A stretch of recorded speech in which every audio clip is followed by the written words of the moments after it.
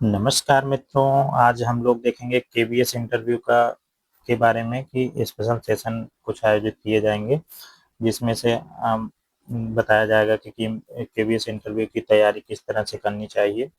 कुछ मैं भी टिप्स दे रहा हूँ, बाकी और भी जो सिलेक्टेड लोग हैं उनके भी सुझाव आप सभी तक प्रेषित किए जाएंगे।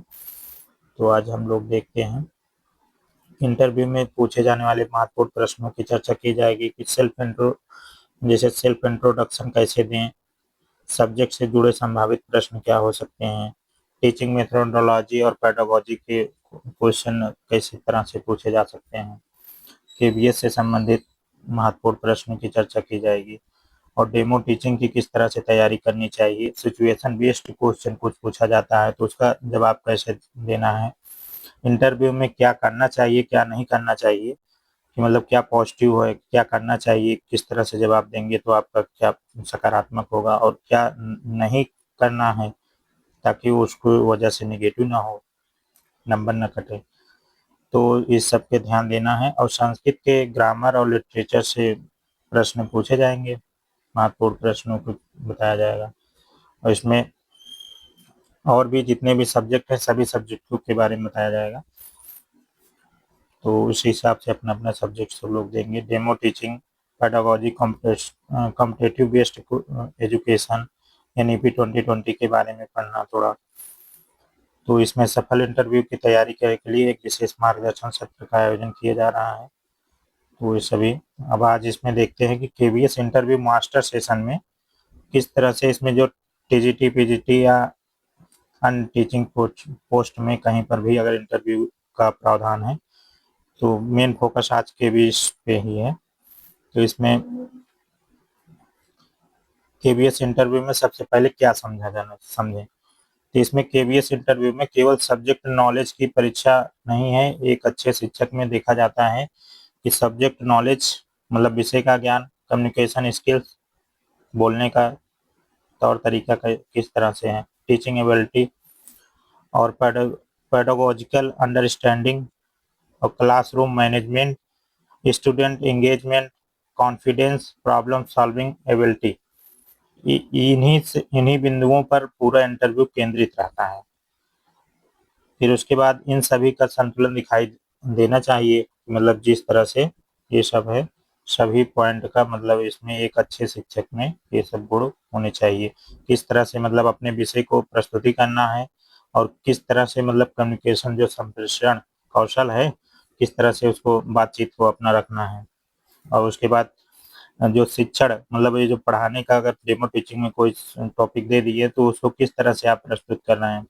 और क्लासरूम को मैनेजमेंट भी देखा जाएगा, उसमें बहुत सारे जो रहेंगे वो एक बच्चे बन जाते हैं तो उसको क्लासरूम का भी मैनेजमेंट देखते हैं, आई कांटेक्ट ये सब किस तरह से बच्चों के बना हुआ है कि नहीं बना है। फिर स्टूडेंट इंगेजमेंट हो गया, कॉन्फिडेंस, आपके धैर्य धैर्य की परीक्षा होती है इंटरव्यू। प्रॉब्लम सॉल्विंग एबिलिटी, तो इसमें भी कुछ ऐसे प्रश्न पूछ लेंगे आपसे कि समस्या आधारित प्रश्न होगा जो उस पे आपका देखेंगे। तो इसमें याद रखें कि पैनल को केवल यह नहीं दिखाना है कि आपको विषय आता है, विषय तो आता था भाई, प्री आपने पास कर लिया, मेंस पास कर लिया, अब ये दिखाना है कि आप बच्चों को यह विषय जो सब्जेक्ट है आपका जो सब्जेक्ट वो किस ढंग से पढ़ा सकते हैं, किस तरह से उसको प्रस्तुत कर सकते हैं, वो दिखाना है वहाँ पे। तो इसमें सेल्फ इंट्रोडक्शन सबसे शुरुआत जो होगी सेल्फ इंट्रोडक्शन से ही होता है, सबसे महत्वपूर्ण शुरुआत आपके परिचय से ही होता है। तो लगभग हर विद्यार्थी को सभी को अपने परिचय की तैयारी कर लेनी चाहिए।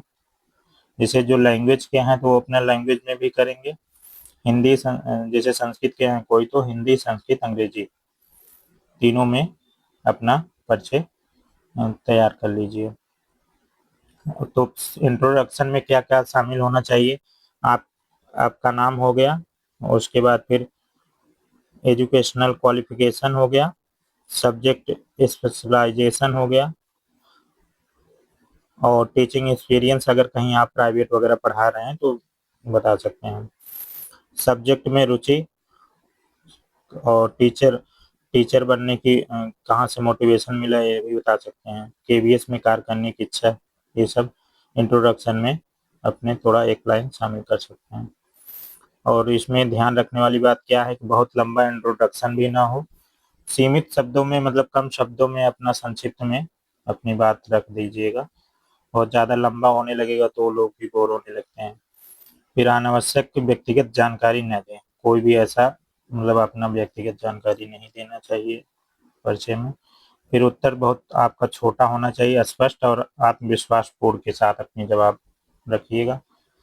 कि इस तरह से एक पूछा जाएगा कि व्हाई केवीएस, मतलब आप केवीएस को ही क्यों ज्वाइन करना चाहते हैं, ये क्वेश्चन लगभग पूछा जाता है। तो उसका उत्तर किस तरह से आपको देना है। तो इस तरह से प्रश्न अगर पूछा जाए तो उत्तर सभी विषयों के अभ्यर्थियों को ये तैयार कर लेना ही है, कोई भी किसी भी विषय का हो। तो उसमें आप उत्तर तैयार करेंगे तो इन बिंदुओं को भी जोड़ सकते हैं, जैसे उसमें क्वालिटी एजुकेशन की बात, गुणवत्तापूर्ण शिक्षा, चाइल्ड सेंटर एजुकेशन, विद्यार्थी केंद्रित शिक्षा, और विभिन्न सामाजिक और सांस्कृतिक पृष्ठभूमि के विद्यार्थियों के साथ कार्य करने का अवसर मिलेगा।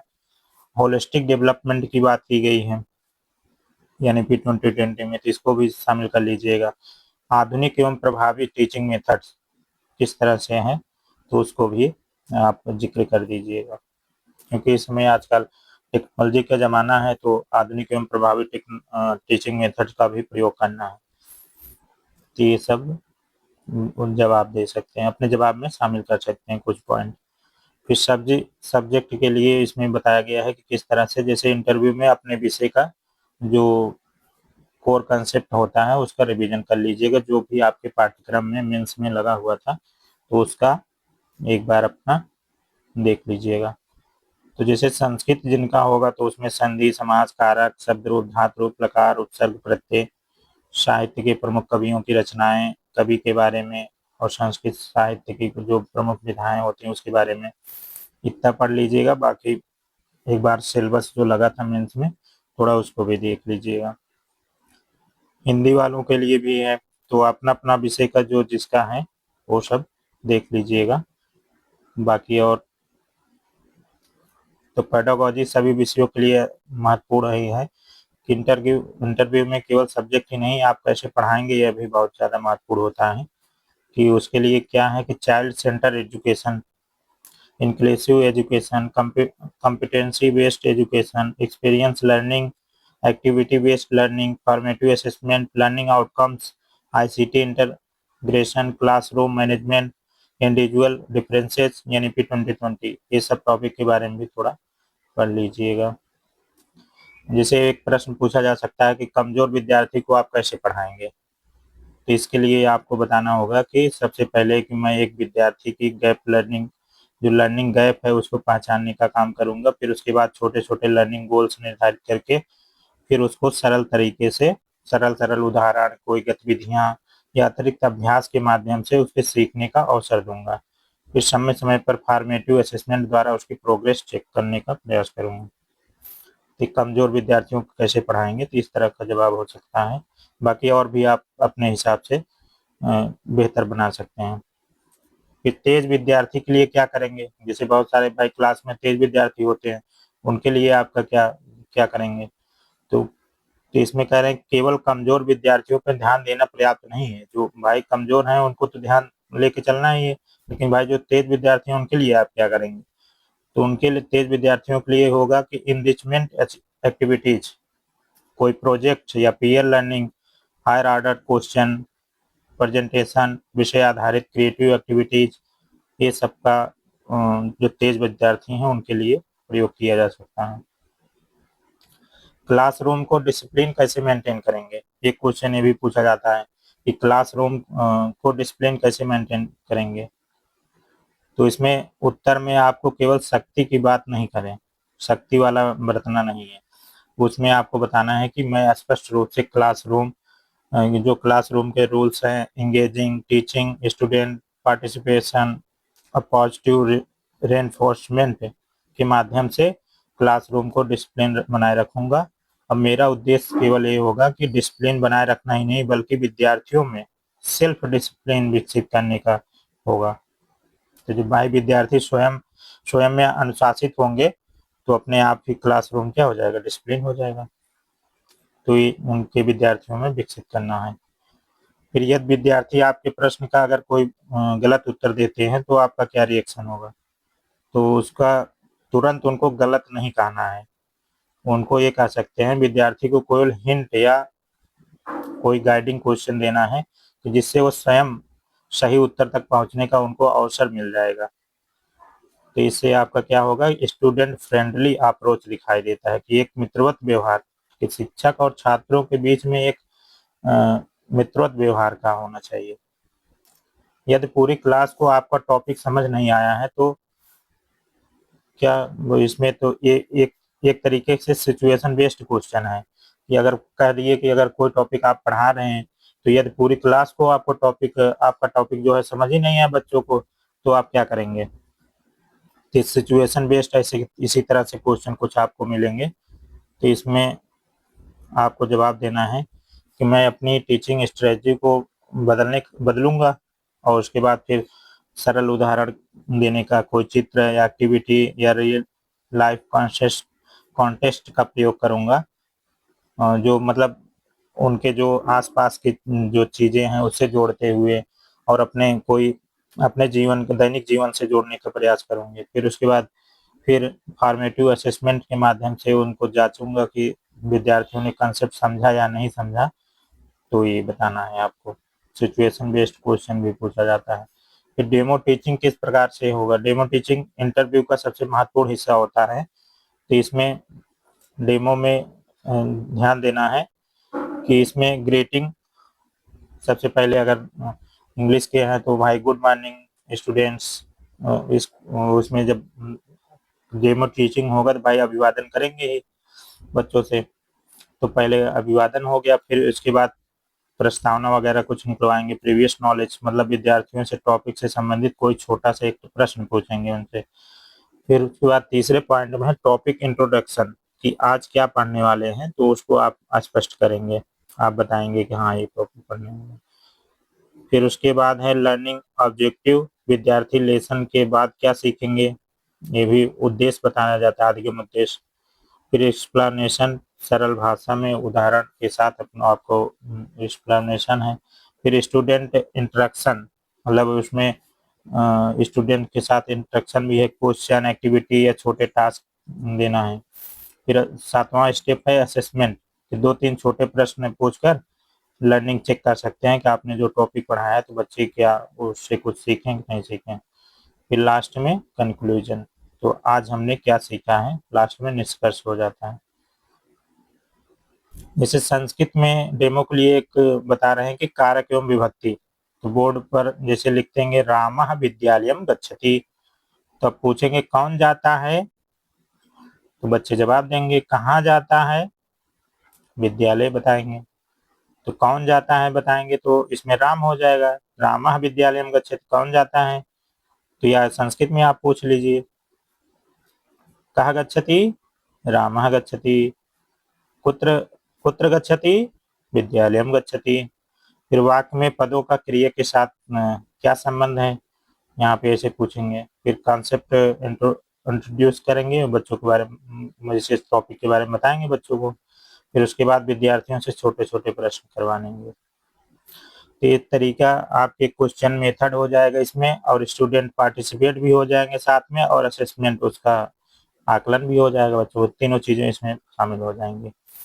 फिर सभी सब्जेक्ट के डेमो के लिए इसमें क्या फार्मूला है कि इसमें कोई चीज अगर कोई भी किसी का कुछ भी सब्जेक्ट हो तो आप रियल लाइफ का एग्जांपल देना है कि जो आसपास का हो, उदाहरण बच्चे समझ पाए।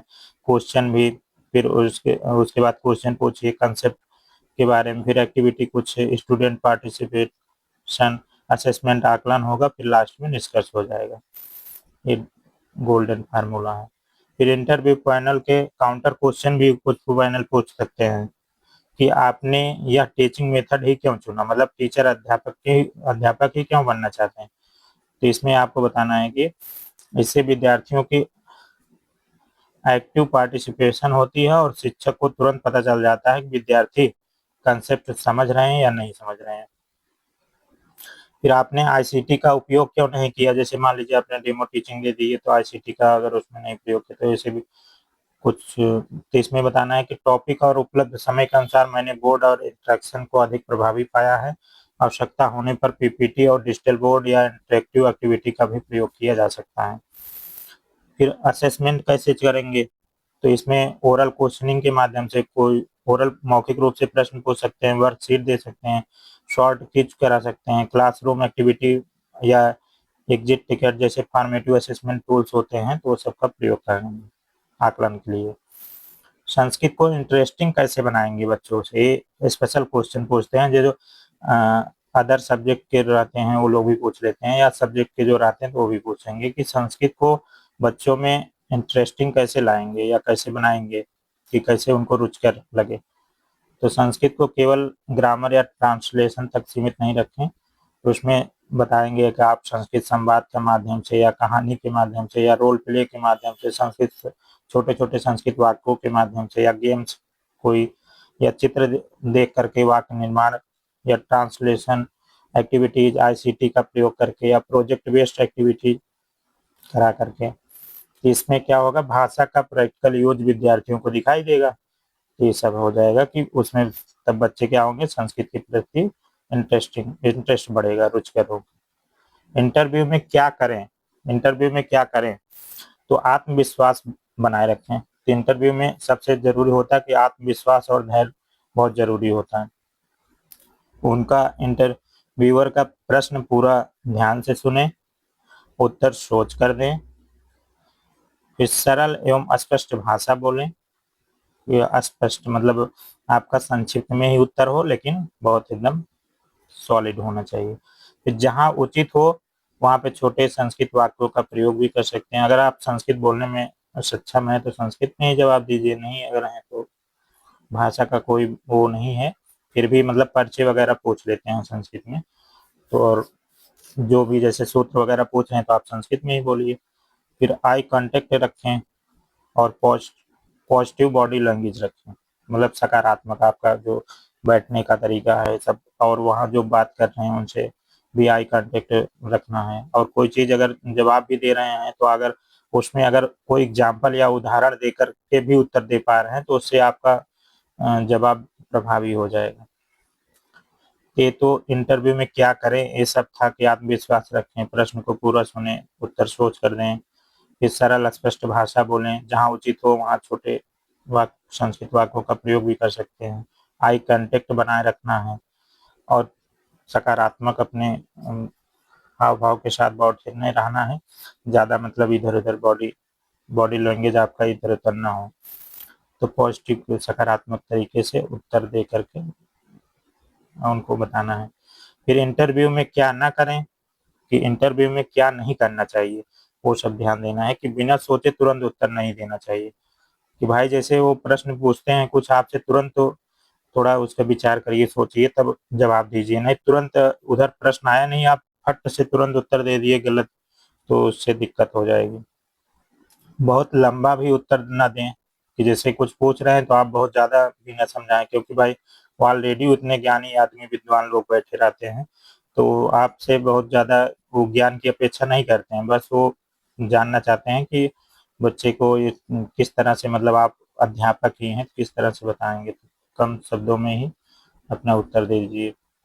गलत जानकारी को कॉन्फिडेंटली न बोलें, तो कोई चीज़ अगर आपको नहीं पता है तो क्षम्यताम या सॉरी सर, या जो भी मतलब जिस भाषा में आप सही कंफर्टेबल महसूस करें तो उसमें बोल दीजिए कि हाँ सर, सॉरी सर, नहीं नहीं मतलब ध्यान आ रहा है, या क्षम्यताम, संस्कृत वाले क्षम्यताम बोल दीजिए, तो कोई दिक्कत नहीं, फिर आगे आ जाएंगे।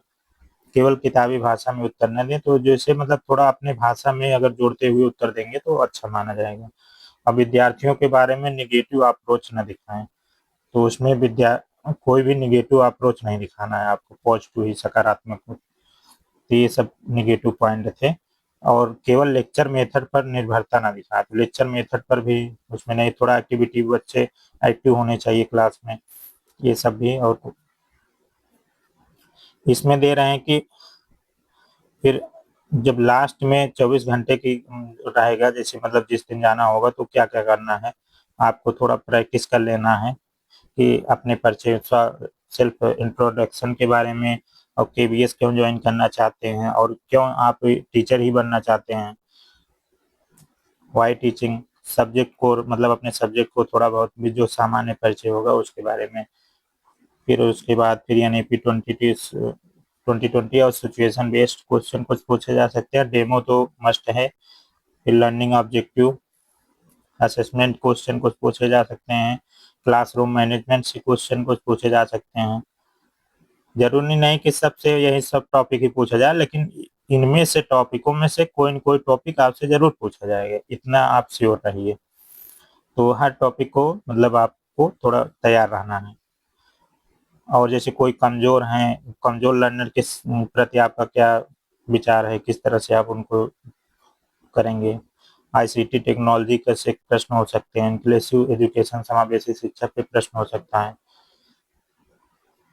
तो इसमें आपको KVS इंटरव्यू में परफेक्ट कैंडिडेट बनने की कोशिश नहीं करनी है, आपको ये दिखाना है कि मैं विषय जानता हूँ या मैं विषय जानती हूँ और विद्यार्थियों को समझता हूँ या समझती हूँ।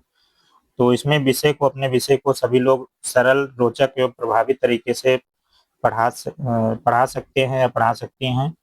तो आप जो भी जिस लिंक के होंगे, तो सब्जेक्ट नॉलेज और pedagogy, communication, demo teaching, confidence, ये सब आपको इंटरव्यू में प्रिपरेशन की मजबूत आधारशिला है। तो आपका अपना सब्जेक्ट विषय का ज्ञान हो गया, कैसे पढ़ाना है, पेडागोजी वाला हो गया।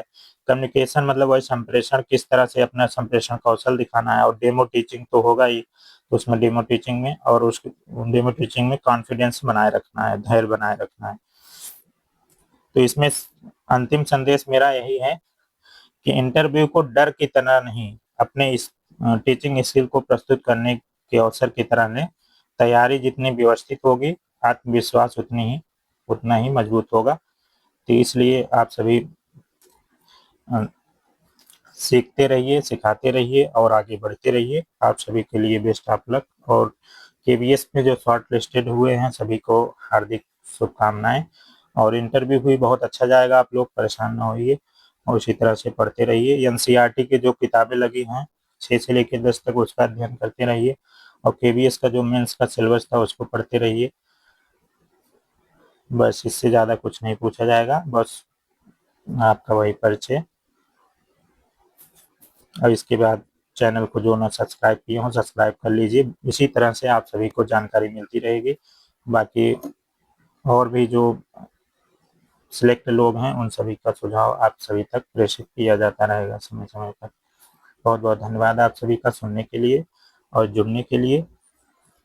बाकी कोई सुझाव होगा, किसी अगर कोई साथी सिलेक्ट होंगे, अगर वीडियो देख रहे हैं, तो आप भी अपना कुछ अनुभव साझा कर सकते हैं कमेंट के माध्यम से या व्यक्तिगत के रूप में साझा कर सकते हैं।